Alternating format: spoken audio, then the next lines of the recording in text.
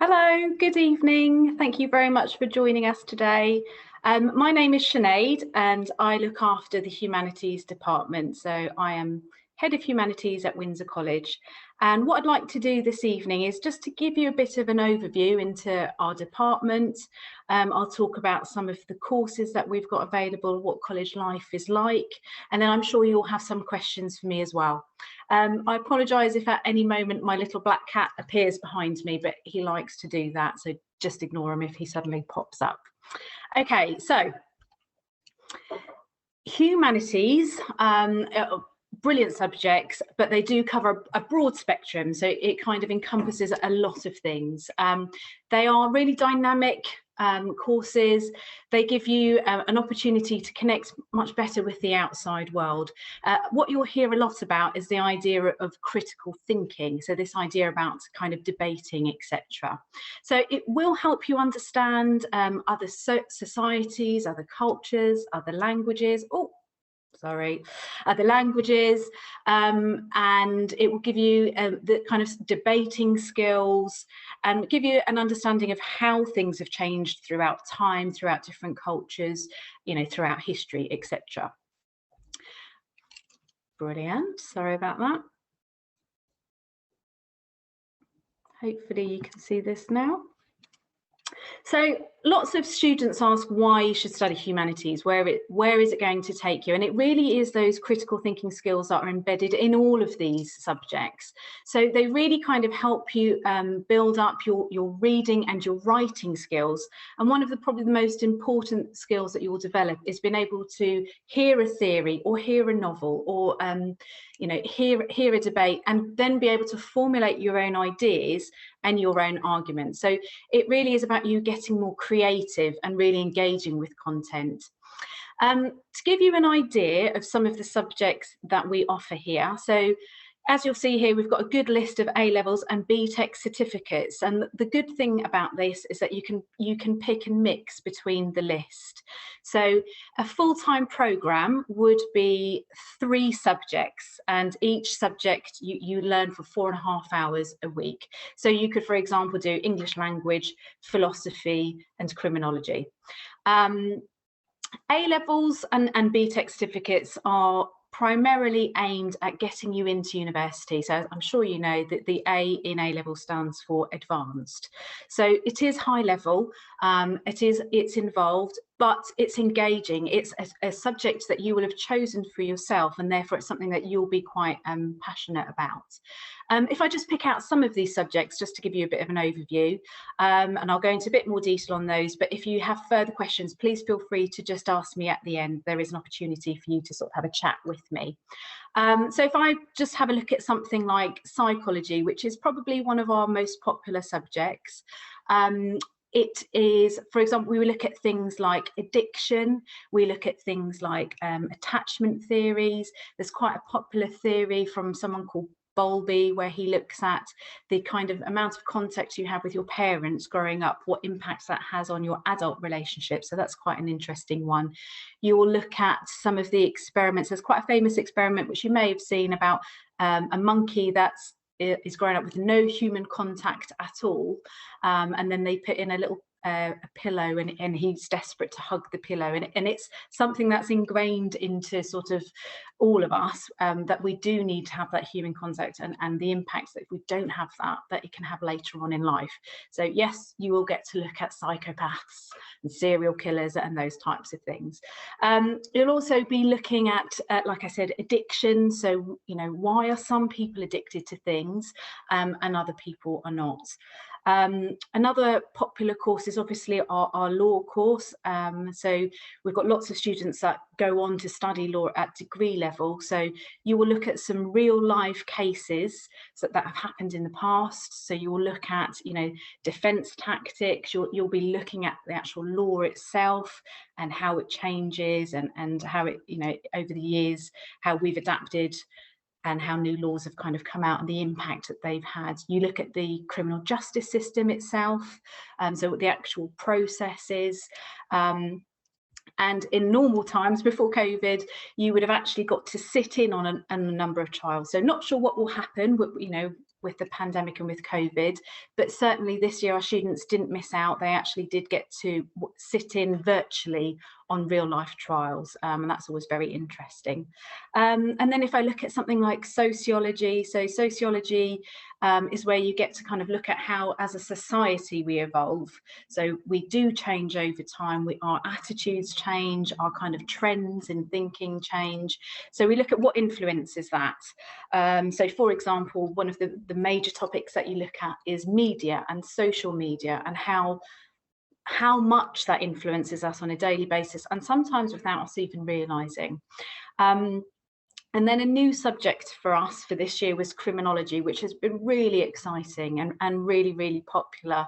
And that's looking at a number of things like police bias, criminal justice system. Are the laws fair for everybody, or do they benefit only a small number of people? So students have really enjoyed that. They've been looking at hate campaigns this week, and looking at you know, how the laws have recently changed in relation to things like #MeToo, Black Lives Matter, and things like that. So lots of contemporary ideas. It's things that you can actually get your teeth into, and things that you'll be able to relate to. As I mentioned earlier, most of our students do end up going into university. Some students will end up going to higher level apprenticeships. But universities, particularly for psychology, law, and journalism, for our department, are the most popular destinations. For example, King's College, we've got a high number of students that end up going to King's College, Manchester. So I'd say psychology and law are probably our top destinations when it comes to degree, but we have all sorts. And we will guide you from your very first day. So even when you are applying to us and we interview you, ultimately we're looking at where you'd like to end up, so that we can guide you through that and make sure that your program is right, make sure that we give you the right work experience, employment engagement, and things like that, so that you're ready for that next stage. And just a bit of general things, a bit of an overview about our expectations in college. I always like to explain to potential students that college is different from school, and rightly so. So we want an adult environment. We want you to feel, you know, welcome. We want you to feel relaxed. But obviously we have got some expectations for what we need from you. So as you can imagine, it's the usual things. You know, we need good attendance and punctuality in order for you to achieve and do well. We have a dress code, but we don't have a uniform. So, you know, as I said, it's about being an adult environment. But of course, you know, we ask you to put your head down, and no offensive slogans or anything like that on your T-shirts.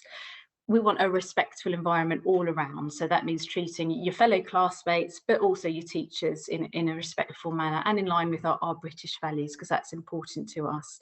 And you'll notice that everybody wears a lanyard, and that's just so that we can identify that, you know, people that are on campus should be, and things like that. So college life, we hope to have trips, as I said, or experiences of some kind. So even if we're unable to go on trips in this forthcoming academic year, we would have things like virtual guest speakers come in, and we've had things like virtual game rooms and game events for people to join in on.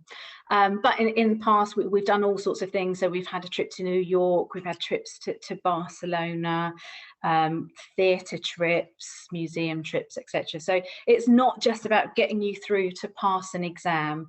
We really want you to kind of engage with that college life, make new friends, make new contacts for the rest of your life, and join in our enrichment activities.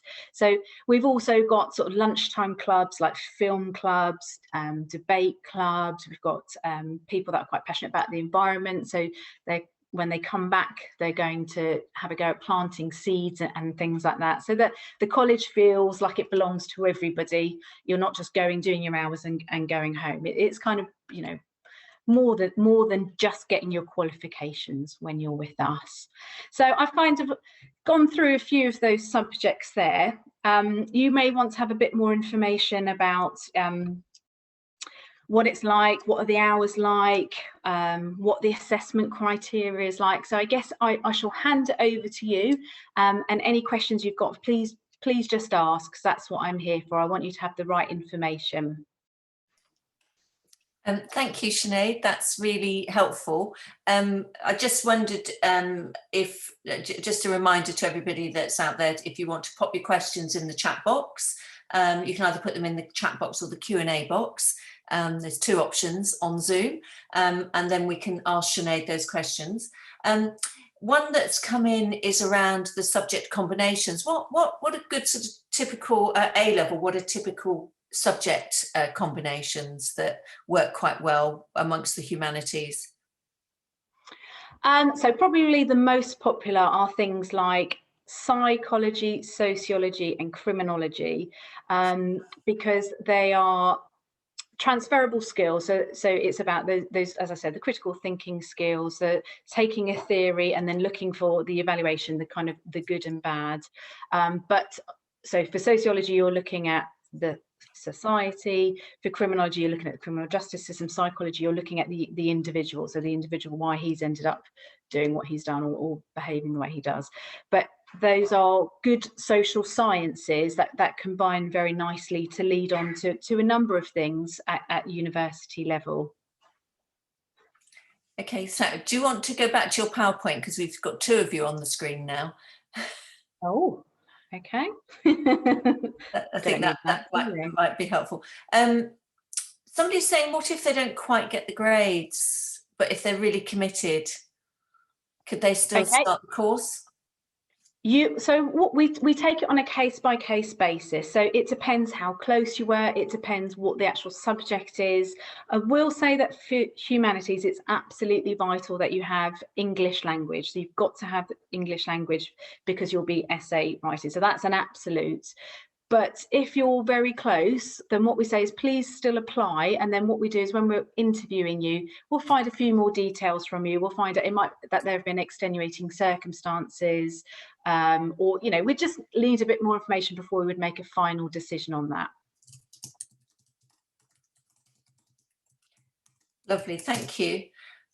What about the kind of careers that people go on to? And my understanding is that humanities courses often provide a very good foundation to a lot of different careers or degree options. Yeah, I mean, it's a real broad spectrum for us. So I think having a humanities, you know, background is really good. So I'd say probably the most popular destinations are in the law field or law enforcement. So that can be kind of anything from being a lawyer, barrister, magistrate, things like that, onto the police force. So that's quite a popular one. English, actually. So English will take you into things like journalism, into media, possibly broadcasting, editing. And with the social sciences, like I said, the criminology, the psychology, sociology, that can lead you into things like human resources, into management, customer services, because you're kind of learning those base skills. That's really helpful, thank you. What about the way in which you can combine those BTECs and A levels? Is it possible to go back over how that works? Absolutely. So if you think about BTEC certs, as we call them, they are worth the same as an A level. So when it comes to things like UCAS points, etc., the only thing that's different about them is how they're assessed. So an A level is, typically speaking, exam based, purely exam based. A BTEC will be a combination of assignments and something called controlled assessments, which is like doing coursework but just in timed conditions, and then a smaller amount of exams.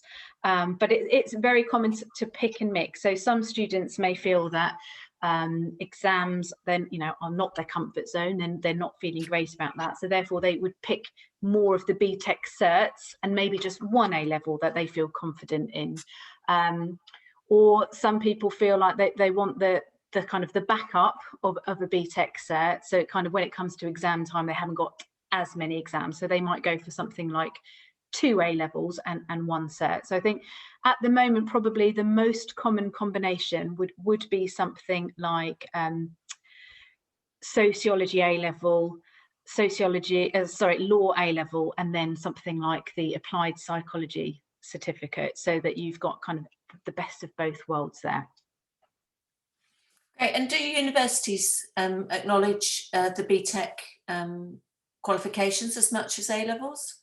Yeah, absolutely. So as I said, they're worth the same amount of UCAS points. You need to think about what university you might be applying to. So some of what we refer to as the Russell Group university, so that would be, you know, Oxford, Cambridge, etc. They are sometimes a bit fussier with the BTEC certs, but the majority of universities are absolutely happy to accept them as they would an A level. It's more about what you achieve on them. So if you get, you know, distinction stars at a BTEC cert, they're happy with that. Okay, great, thank you. Got a question which is a bit of a mixture really, which is about how much time you spend on each subject, and also the structure of the college day. So I'll probably break it into two for you. So the question is that humanities, they heard that humanities takes roughly 4.5 hours a week. Yeah. Is that right? And then how does the college day work? If your lessons don't start till 11, do you still have to be at college at 9? Okay, so if I take the first part of that, so you were right. So it's 4.5 hours in lesson per subject. So that's kind of your contact time, your class time, and then you will be expected to do 5 hours of independent study outside of the lesson per subject. So you will notice in your timetable that you have free periods, and that's for you to use for your independent study.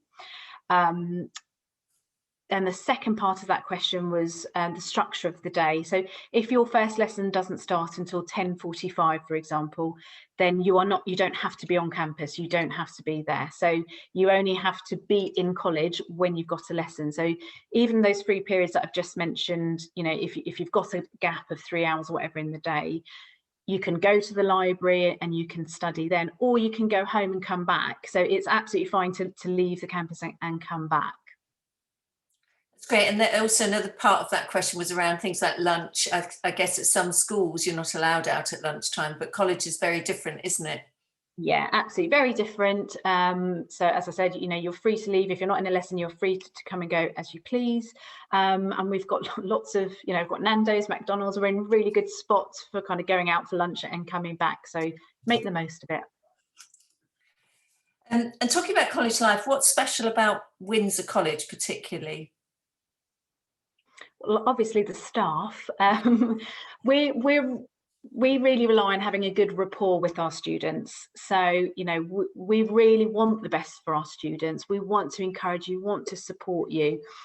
And I think I always say to my classes when I get them through the door that they kind of come like my children, because you have them for 2 years and you worry about them, and when it comes to kind of exam times, you're behind them, etc. So it really is about that rapport. And about kind of, you know, seeing you through to the end, and then seeing you through into your next career. So it still makes me so happy now when I get emails through from students, you know, 5 years ago telling me, oh, I've just started at this law firm, or I've just started, you know, this job, etc. And I really love hearing that, because, you know, you are important to us. Yeah, I think the thing about Windsor is it's small enough, isn't it? It's kind of large enough that it's exciting, but small enough that everybody knows who you are. We've got a good community feeling, and that's what I'm saying when I was talking about, you know, like the lunchtime clubs and things like that. You know, that is all about the enrichment side of things as well. It's about getting the community going, not just about you coming in for your lessons and then leaving. Great, thank you. What about tutors? If you're struggling, do you have tutors that can help? Yeah, so we've got a number of systems in place. So we've got personal tutors, so they'll help you with the sort of pastoral things. So, you know, that can be anything from if you're, you know, struggling at making friends, or, you know, you're bit concerned about falling behind lessons, that's what your personal tutor is there for. They're like your go-to person. And then we've also got a separate study skills team, and they're there for the kind of the specifics. So they'll help you with like revision techniques, and they'll help you with structuring an essay, or decoding a question, so making sure that you understood what it's actually asking you for. So there's several layers of support as well as just your subject teacher.